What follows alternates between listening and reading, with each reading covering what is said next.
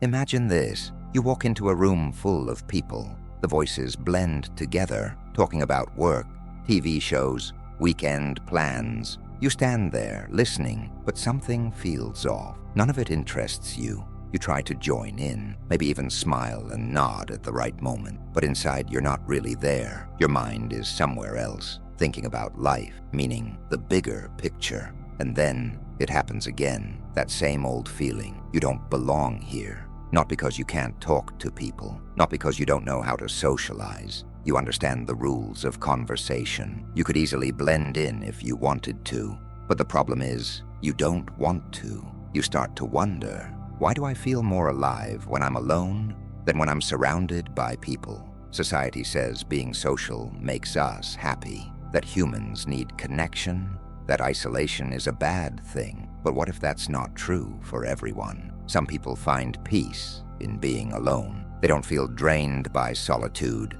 They feel recharged. While others seek attention, they seek understanding. While others chase entertainment, they chase knowledge. The world calls them loners, but the truth is, they're deep thinkers. They see things most people don't. They question things most people accept, and that makes them different. And being different always comes with a cost. Look at history. The greatest minds, Socrates, Nietzsche, Schopenhauer, Tesla, were all outsiders. They weren't outcasts because they were wrong. They were outcasts because they thought too deeply, and that made people uncomfortable. Because here's the truth, most people don't want to think deeply. They want simple answers, easy conversations, and comforting lies. They don't want to question the world around them. They want to fit in, to belong, to be part of something. But deep thinkers, they see beyond the surface. They ask the uncomfortable questions, and that makes them dangerous. Not dangerous in a violent way, dangerous like a mirror, because they reflect back the truth that others don't want to see. Think about this. If someone is stronger than you might admire them. If someone is richer than you might envy them. But if someone is smarter than you, if they challenge the way you think, it feels personal. People don't like to feel small. They don't like to feel wrong. So instead of listening, they reject, they dismiss. And the thinker, they learn. They learn that most people don't want deep conversations. They learn that their insights don't always fit in. They learn that it's easier to keep their thoughts to themselves. And so they choose solitude. Not because they hate people, but because people don't understand them. But is that the whole truth? Do smart people actually prefer being alone? Or has society made them feel like they have no other choice? To answer that, we need to go deeper into psychology, philosophy, and the hidden forces that shape human behavior. Because the real question isn't just, why do smart people like being alone? It's, why does society make them feel like they have to be? Imagine a child who thinks differently from everyone else.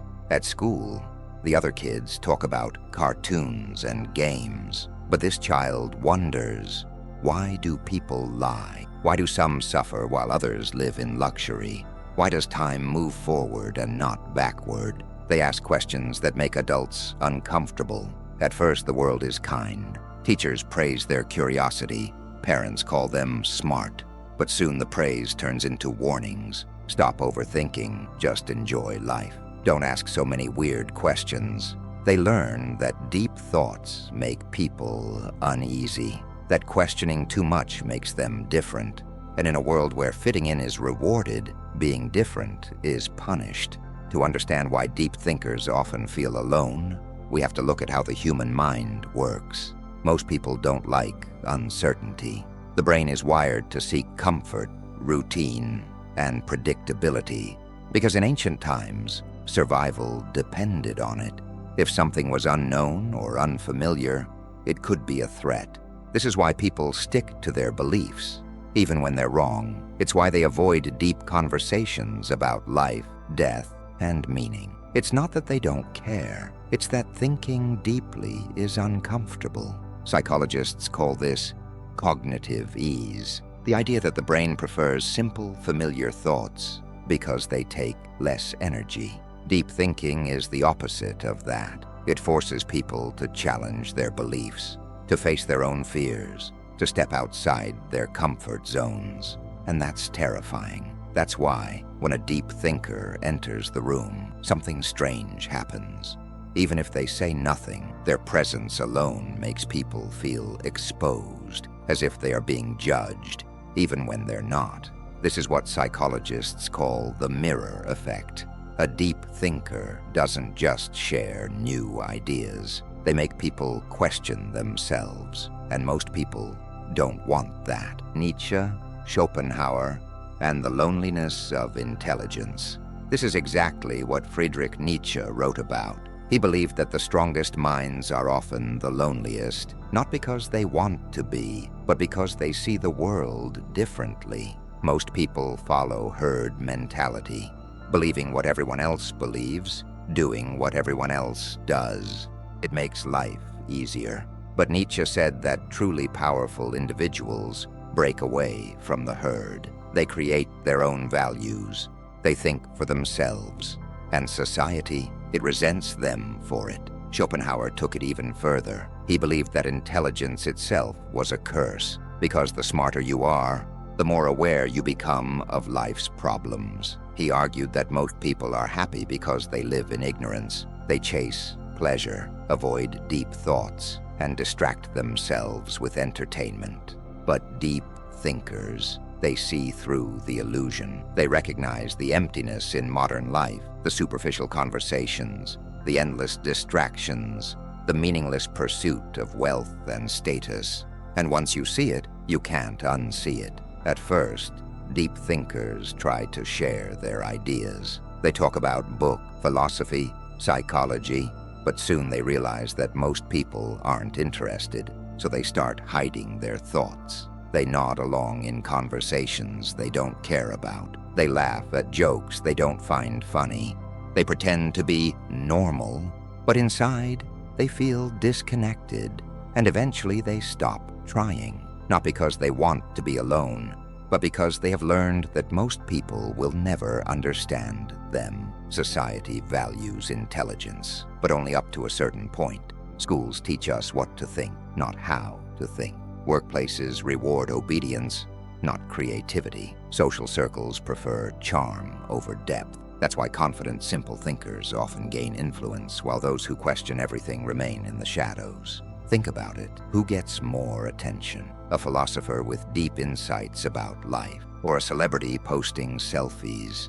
In a world that moves fast, where people want quick answers and easy entertainment, deep thinkers don't fit in. So they turn inward. They find peace in books, in nature, in solitude. They create their own worlds, because the real one feels too shallow. But here's the dangerous part. They start to believe that isolation is the only option. They tell themselves that they don't need anyone, that no one is worth talking to, that solitude is the only way to stay sane. And that's when solitude stops being a choice and starts becoming a trap. Because the truth is, deep thinkers don't just need knowledge, they need connection. They need people who understand them, conversations that challenge them, environments where their thoughts are not just tolerated, but valued. But how do you find that in a world that rewards the shallow and rejects the deep?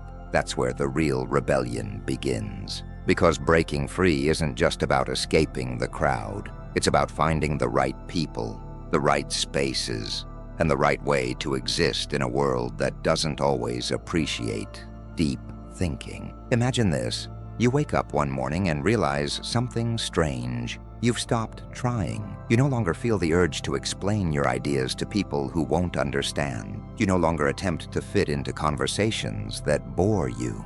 You've accepted that most people live on the surface, and you've made peace with being alone. At first, it feels like freedom. No more small talk, no more pretending to care about things that don't matter. Just you, your thoughts, and the silence of solitude. But then something unexpected happens. The silence starts to feel too quiet. You begin to notice the weight of your own thoughts. The questions that once excited you now feel endless. The solitude that once brought peace starts to feel like a prison, Because here's the truth no one tells you. Too much isolation doesn't make you wiser. It makes you trapped. When smart people isolate themselves, they believe they are choosing peace over frustration. And in many ways, they are. But over time, solitude has a hidden cost. It becomes too easy to believe that no one will ever understand you. It becomes too easy to see society as hopeless, to believe that meaningful connections aren't worth the effort. And slowly, without realizing it, your sharp mind turns into something else, a cage. Nietzsche warned about this. He believed that those who stare too deeply into the abyss of truth risk losing themselves in it. When you think deeply for too long without balance, you stop experiencing life. You analyze it, you break it down, you turn everything into a puzzle, a problem to be solved. And in doing so, you disconnect from the very thing that makes life meaningful, living. The more intelligent you are, the more likely you are to overanalyze everything. This is not a bad thing. It's what leads to great discoveries, deep insights, and intellectual breakthroughs. But when thinking replaces doing, when analysis replaces experience, the mind becomes a loop, a never-ending cycle of questions with no answers. This is why Schopenhauer believed intelligence was a curse. He saw the world as fundamentally meaningless, a place where happiness was an illusion and suffering was constant. And while his ideas were profound, they were also paralyzing. Because when you convince yourself that nothing matters, that no one is worth talking to, that society is broken beyond repair, you stop trying. And when you stop trying, you stop living. Many deep thinkers start out curious. They want to understand the world. They want to ask big questions, explore ideas, and discover truth. But when they face constant rejection, when people dismiss their thoughts, when society rewards the shallow over the deep, something shifts. Curiosity turns into cynicism. Instead of seeing people as complex beings with different perspectives, they start seeing them as fools. Instead of searching for understanding, they assume no one can understand them. And once cynicism takes hold, it becomes hard to let go. Because cynicism feels like wisdom. It feels like intelligence, like a secret truth that others can't see. But in reality, cynicism is just disappointment turned into a philosophy. It's a defense mechanism, a way to protect yourself from the pain of rejection, the frustration of not being understood.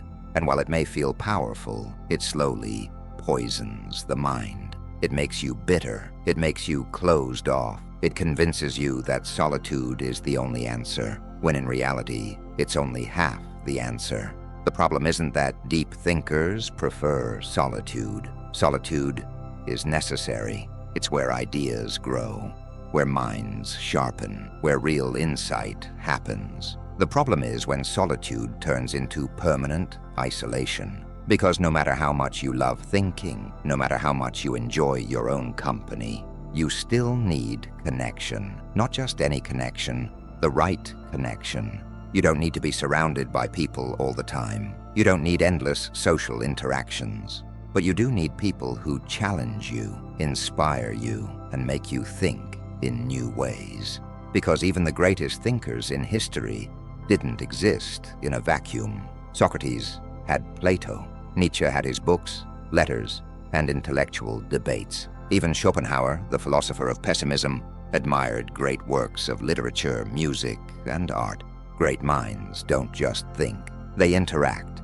They exchange ideas. They grow through conversation. And that means one thing. The key isn't rejecting society completely. It's choosing the right parts of it. If you are a deep thinker, you have two choices. Withdraw completely. Convince yourself that people are shallow, that no one understands you, that solitude is the only option. Build your own world. Find the rare people who see things like you do. Seek out conversations that challenge and inspire you. Create a space where depth is valued, not rejected. The first path leads to bitterness. The second path leads to freedom. Because true intelligence isn't just about thinking. It's about knowing when to step back and when to engage, when to walk alone and when to let someone walk beside you, when to be an observer, and when to be a participant. And once you figure that out, solitude is no longer a prison. It becomes a choice. And that is the beginning of real power. But how do you break free from years of isolation? How do you find meaning in a world that often feels shallow? The answer lies in rebellion, not against people, but against the idea that deep thinkers must always be alone. Because the world needs deep thinkers now more than ever. And that is where the real transformation begins.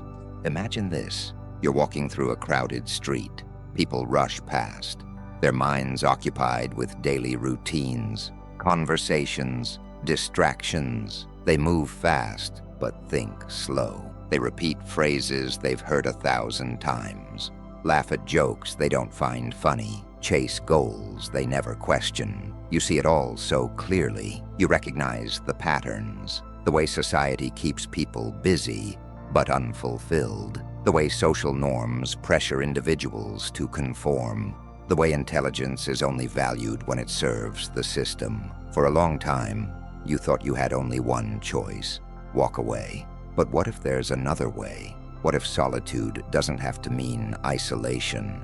What if intelligence doesn't have to mean loneliness? What if the real rebellion isn't withdrawing from society, but changing how you exist within it? Most deep thinkers believe they are alone because society rejects them. But here's the truth. You are not alone. You just haven't found the right people yet. The world is full of people who think like you do, who ask the same questions, who crave depth in a world of superficiality. The problem isn't that they don't exist. The problem is that they're just as disconnected as you are. Society makes deep thinkers believe they are rare, that their ideas are strange, their interests are too obscure. But the internet, books, history, all prove otherwise. The greatest minds have always existed on the edges of society, but those who made the biggest impact, they found each other. Socrates had his students. Einstein had his letters and intellectual circles. Nietzsche corresponded with thinkers who challenged him. Even the most isolated geniuses, Van Gogh, Tesla, Kafka, longed for understanding, for connection, for the company of minds as restless as their own. The first step to breaking free isn't escaping people, it's finding the right ones. Most people waste their energy trying to fit in where they don't belong. They try to talk to everyone, engage in shallow conversations, force themselves into social situations that feel draining. But deep thinkers don't need many people. They need the right people. And this is the difference between isolation and power. Isolation is believing that no one understands you, so you stop trying to connect. Power is realizing that most people won't understand you, so you focus only on those who do. Instead of spending energy trying to connect with the masses, redirect that energy towards seeking out the few who think like you. Find books that challenge your mind. Join communities that value deep discussions. Engage in conversations where ideas are welcome, not dismissed. If you can't find people in your immediate environment, look beyond it. The internet has connected thinkers from all over the world. The greatest minds of history left behind writings, insights, wisdom, waiting to be discovered. You don't need to abandon society. You need to build your own version of it. Once you stop expecting depth from the wrong places, something incredible happens. You stop being frustrated by the world. Most of your suffering comes from expecting people to be different than they are. But once you accept that, most conversations will be shallow. Most people will prefer comfort over truth. Most social structures aren't built for deep thinkers. You stop feeling rejected because it's not personal. It's just the way the world works. And once you understand this, you gain control. Here's how. The world isn't built for deep thinkers. But that doesn't mean you have to suffer through it. Learn how to navigate social situations without losing yourself. Engage in light conversations when necessary, but don't mistake them for real connection. Stop arguing with people who will never understand you. Stop trying to wake up those who don't want to be woken. Instead, seek out those who are already awake. Use solitude wisely. It's powerful, but it can also turn into isolation. Create, think, build, but don't let it become an excuse to disconnect from life. Not every conversation needs to be deep. Sometimes, simple human interactions, kindness, humor, shared experiences are enough. The world may not always meet you at your depth, but that doesn't mean you can't appreciate the small things. Let go of the need to change everyone. Some people will never think deeply. Some will fight against new ideas. Some will even mock intelligence because it threatens their sense of self. Let them be. Think about this. You are standing at the edge of a vast, open landscape. Behind you is everything you once knew. The expectations of society, the rules of belonging, the fear of being different. For years you felt alone, misunderstood, too deep for a shallow world. You told yourself it was better to be isolated than to waste your energy on people who didn't understand. And for a while, that was true. But now, standing here, staring into the distance, you realize something that changes everything. Solitude was never the final answer. It was only a step, because the ultimate truth, thing that makes everything clear, is this. You were never meant to belong. You were meant to lead. Since childhood, you were told that happiness comes from connection, from fitting in, from being part of a group. But that was never going to work for you, because deep thinkers don't just join the world, they redefine it. History's greatest minds, the revolutionaries, the philosophers, the scientists, the artists, never fit in with their time. They were ridiculed, ignored, exiled, misunderstood. But here's what makes them different from those who stayed in isolation. They didn't just retreat, they transformed. They turned their thoughts into books, their visions into inventions, their insights into movements. They did not exist on the edges forever. They reshaped the center. And that is your path, too. Not to fit in, not to disappear, but to take everything you've learned in solitude and bring it into the world in a way only you can. The trap of isolation. Many deep thinkers fall into a trap. The idea that genius must exist in solitude, that the only way to stay true to your mind is to reject the world entirely. But this is a half-truth. Yes, solitude is necessary. It allows you to think freely, to escape the noise, to refine your ideas without interference. But if you stay isolated forever, your ideas never touch reality. Socrates could have kept his ideas to himself. Instead, he walked the streets of Athens, questioning people, pushing them to think. Einstein could have remained in his own thoughts. Instead, he wrote papers that changed physics forever. Nietzsche's ideas were misunderstood in his time, but today they shape philosophy, psychology, and modern thought. Every great thinker reaches a point where they must choose. Will I keep my thoughts to myself, safe in the comfort of solitude, or will I bring them into the world, even if it means being misunderstood?